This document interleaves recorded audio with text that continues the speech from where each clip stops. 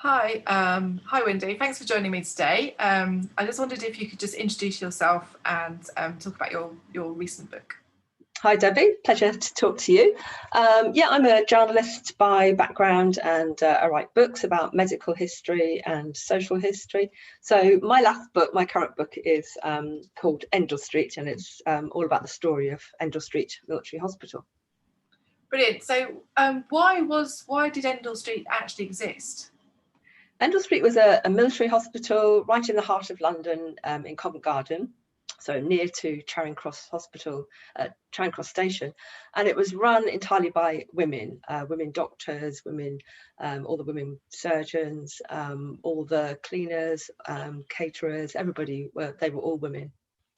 Oh, brilliant. So obviously the women ran it, but did they run it for the British Army, or was it? Yeah, it was the only hospital that was run by women as part of the British Army.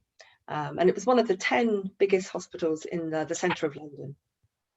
And we've got some of the archives in Ellerslie Library, and one of the things that we've got is this amazing scrapbook, and you used that, didn't you, in your research for the book? Can you just describe what it's like and who put it together? Yeah, the scrapbook is a fantastic record of what the women did at the hospital. It's a really big book, it's quite fragile, and inside it contains cuttings taken from newspapers and magazines that one of the two women who ran the hospital, Flora Murray, she pasted into the album. She wanted to keep it as a record of what the women did at the hospital. So it includes newspapers from all over the country, but even from Australia. There's one newspaper cutting from a newspaper in Sydney, Australia.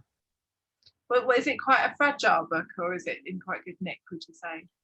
It's a kind of very heavy, big book. The pages are quite fragile because a lot of them, the newspaper cuttings open out, so they're folded up, and then you can unravel them.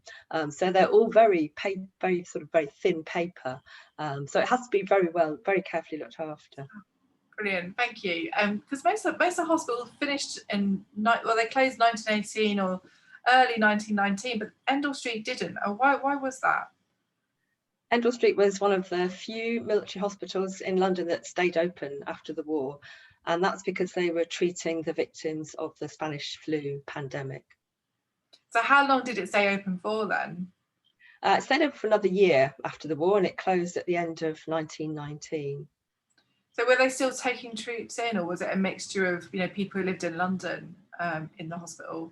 It was a mixture. Most of the patients who came there with the flu were soldiers.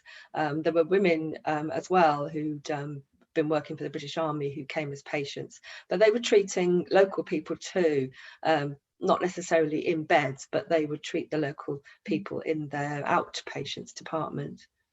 Because what was going on at the end of the war, there was lots of troops moving around, wasn't there? There was Americans coming in and out of London, and London was this enormous port city. So, I mean, I suppose that would spread the disease, would it, with all this massive movement of different troops? Yes, that's right. So we don't know absolutely for sure why the Spanish flu came at the time it did, or where it even came from, but it probably was spread initially by soldiers from America coming to Europe, bringing the flu with them. And then when the war ended and those soldiers were sent back home, then they spread it around the world. And a lot of those soldiers passed through London and brought the disease with them. So at the time of the peace was declared, that's when lots of people were out in the streets and mixing with soldiers. And of course, the flu was mixing too. That's interesting. I mean, what could they do in the hospital? Because there wasn't things like antibiotics or penicillin then, was there, to stop some of the main effects of the flu, because it attacked the immunity system, as in the sort of antibodies that help us stop getting diseases, which is usually what antibiotics support, isn't it? So, I mean, what on earth could they do for people who had the flu in the hospital? There wasn't really very much they could do. The flu, it was a really nasty kind of flu. It wasn't like the flu that we get coming every year. This was a particularly very nasty kind of flu. And so all they could really do was to nurse the patients, make sure that they had enough food and water, try to keep their temperature down, give them aspirin to help with the pain. But because, as you say, they didn't have any antibiotics, penicillin or anything like that, there was very little they could do. So it's really a question of trying to help the patients to fight the flu themselves as much as possible. Do they use things like masks like we use today with COVID? I mean, do they use things like that, or hygiene rules or anything like that? At the time, it wasn't very common for doctors to normally wear masks, but in the flu pandemic, the women doctors at Endell Street began to wear masks. So they wore masks, and the nurses did too. And they also put the patients with the flu in one particular ward. So basically, they were being quarantined. And they were really pioneering those approaches. They were one of the few military hospitals that introduced masks and segregation in the wards. And they even had a little steam machine in the courtyard where the staff would go and breathe in the steam, because they thought that would help with hygiene, but we don't really know if it had much effect at all. I'm thinking about the staff. Did any of the staff get it? And did any of the staff die? Yeah, very sadly, quite a lot of the staff became ill with the flu. In total, there were about 22 of the women's staff who came down with the flu, and at least 4, possibly 5 of them died from the flu. And so was it Joan Palms? Was she one of them? Who was she? One of the nursing orderlies, Joan Palms, she died of the flu. There were several other nurse orderlies, and there was a young woman called Helen Wilkes. She was just 18. She was a medical student. She actually died after an appendix operation, but it's possible that she caught the flu as well, and that her illness was made worse by the flu. 4 or 5 women died, and it was a very sad time for the other staff at the hospital then. And there was an orderly who got sick called Nina Last, whose I didn't say costume, but uniform we actually have in our collection. And I think the students will have seen a photograph of it by now. So, and you've got a nice quote from her in your book describing her experience, because she left a memoir, didn't she, as well? Do you want to Nina Last worked as in the laundry at the hospital. She was quite young, and her sister worked there too, Barbara, as a nursing assistant. And they wrote letters home describing their experience, which are absolutely wonderful. They're in the women's library. And Nina's uniform, as you say, is still kept there. And so it was a real delight for me to go there and see her uniform. And I wasn't allowed to touch it, but to actually see the uniform that she wore was absolutely amazing. I actually got to meet her granddaughter too as part of my research. But Nina and her sister Barbara both came down with the flu. They were both quite ill for a week or so. Nina recovered quite quickly. She was pretty strong, really. Her sister Barbara was never completely recovered. She was quite weak and frail afterwards. But Nina described the flu tearing through the hospital in her letters. At one point, she talked about men dying in the street like flies. And I can find her quote actually in my book. If we just look for it for a minute.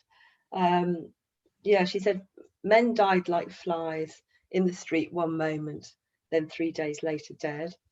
It was more like a plague than influenza. And she also talked about the women staff. The women were, where is she again? Let me find it. She said, pretty young girls, quite well one day, were dead in 3 days' time from streptococcal germs, that's the throat illness, or influenza.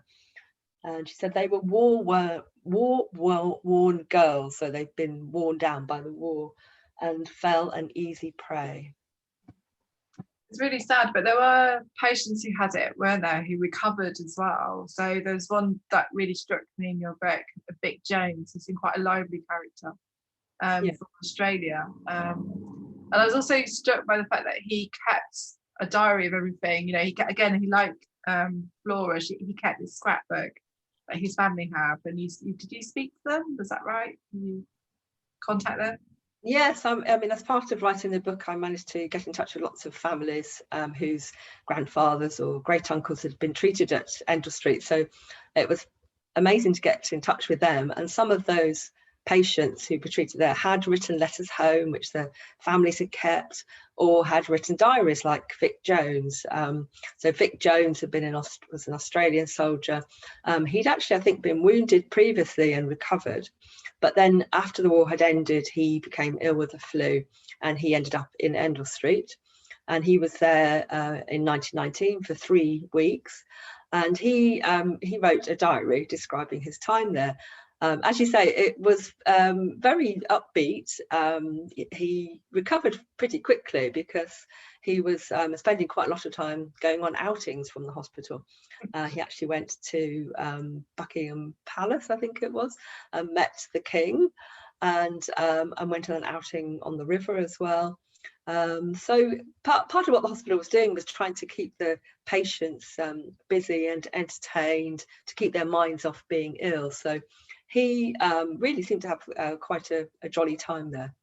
Oh, well, that is nice to hear about somebody who had a good time as well. And I mean, and now there is a plaque outside Endell Street. I mean, there's something, because I mean the building doesn't exist anymore. It was part of the old Covent Garden Workhouse, wasn't it?